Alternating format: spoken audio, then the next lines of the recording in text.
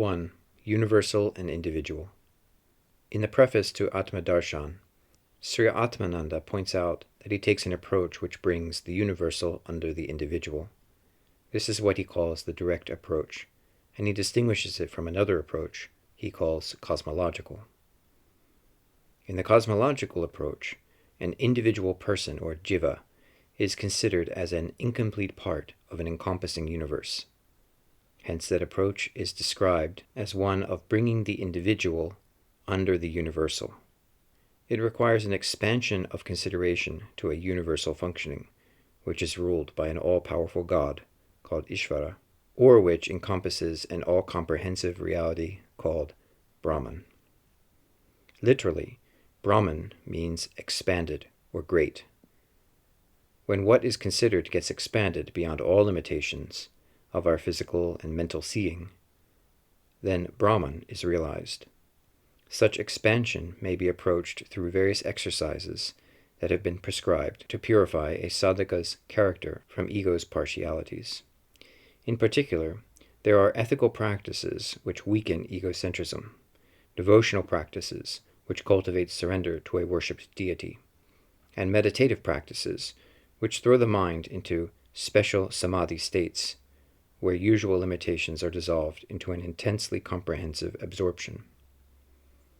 Through such practices, a sadhaka may get to be far more impartial, and thus attain a far broader and more comprehensive understanding of the world. A teacher may accordingly prepare a sadhaka through a greatly broadened understanding of the world, before directing an inquiry that reflects back into non-dual truth. That cosmological path involves a characteristic attitude of faith and obedience towards the tradition which has prescribed its mind-expanding and character-purifying practices.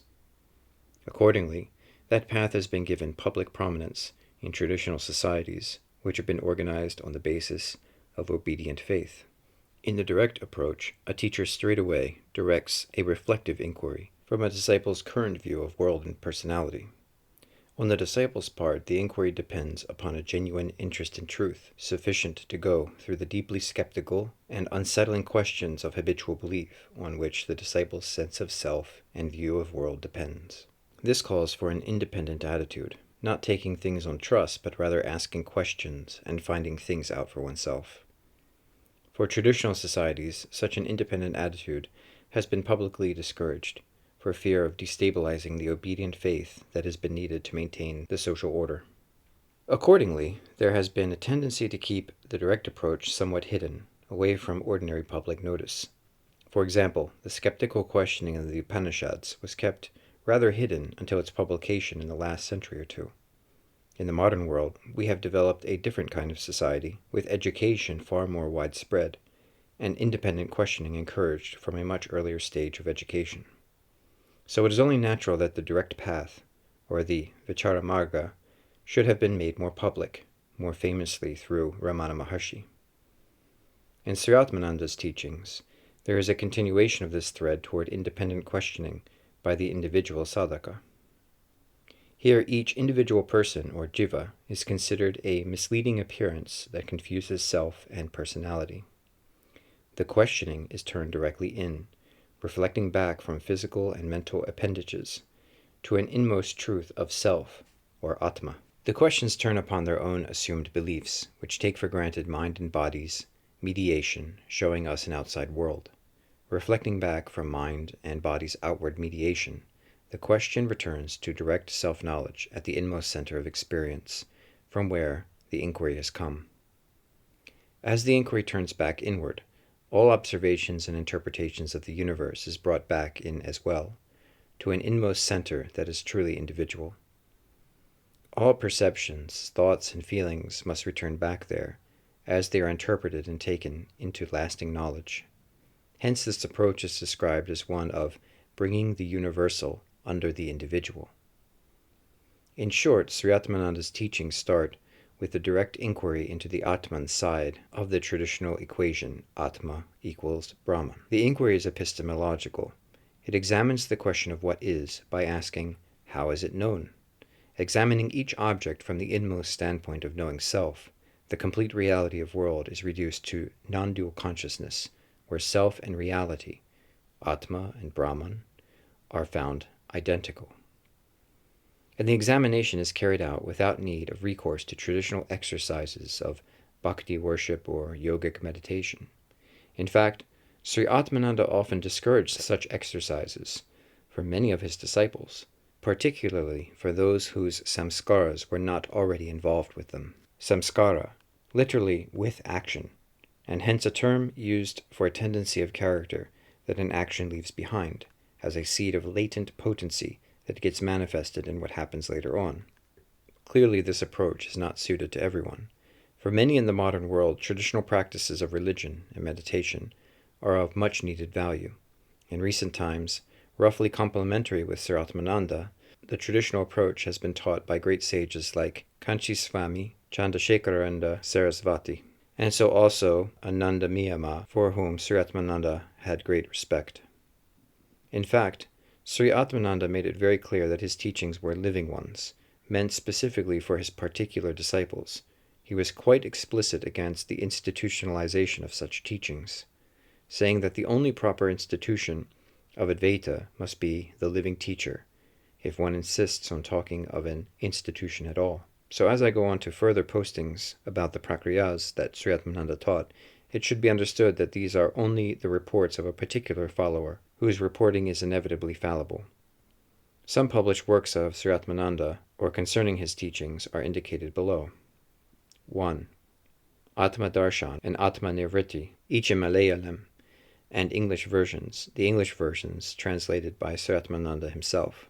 Atma Ramam, in Malayalam only. Atmananda Tattva Samhita, tape recording talks between Sri Atmananda and some disciples. The talks were mainly in English, which has now been directly transcribed, and there were also some Malayalam parts which are translated by Sri Atmananda's eldest son, Sri Advayananda. Notes on spiritual discourses of Sri Atmananda. Notes taken by the disciple Nitya Tripta. These notes were recorded in the period 1950 to 1959, and they do seem to have received some encouragement and approval by Sri Atmananda in his lifetime. After the passing of Sri Atmananda's eldest son, Sri Advayananda became a teacher in his own right, with many disciples who came to learn from him at his home in Kerala, India. Different paths. Vichara, or inquiry, is essential to the completion of knowledge in any path. When the traditional path is called cosmological, it does not imply a lack of vichara. It simply means that along the vichara there is also a considerable component of cosmology, which seeks to describe the world and to prescribe suitable actions for improving our personalities and the world around them. Vichara must be there in both paths, cosmological and direct. On the one hand, the cosmological path gets its name from using a cosmological component that is lacking in the direct path. On the other hand, the direct path is so called for its direct asking of underlying truth. However bad or good the world is seen to be, however badly or how well it is seen through personality, there is in the direct path no concern to improve that cosmic view. The only concern is to reflect directly back to underlying truth from the superficial and misleading show of all outward viewing. The direct path is thus no recent development. It was there from the start, before traditions and civilizations developed, and it has continued through the growth of tradition, along with the personal and environmental improvements that tradition has prescribed. For these improvements are inevitably partial and compromised, so that there are always people who aren't satisfied with such improvements, but just long for the plain truth that is not compromised with any falsity. To find that truth, no cosmological improvement can itself be enough. At some stage, sooner or later, there has to be a jump entirely away from all improvement into a truth whose worse or better don't apply. The difference between the cosmological and direct paths is when the jump is made. In the direct path, the jump is soon or even now. In the cosmological approach, the jump is put off till later in order to give time for improving preparations to be made for it. There are pros and cons to both sides, as direct paths suit different personalities. An early jump is harder to make, with the sadhaka's character found still impure. So even having jumped into the truth, she or he keeps on falling back, unsteadily, thus overwhelmed by egotistical samskaras. Then work remains to keep returning back to the truth until the samskaras are eradicated and there is a final establishment in the sahaja state. A later jump can be easier, with a character so purified that little or no work remains to achieve establishment. But there are pitfalls or preparing personality for a late jump, because a sadhaka may get enamored of the relative advances that have been achieved, like a prisoner who falls in love with golden chains and thus remains imprisoned. So what's needed is to find the particular path that suits each particular sadhaka, instead of arguing for any path as best for everyone.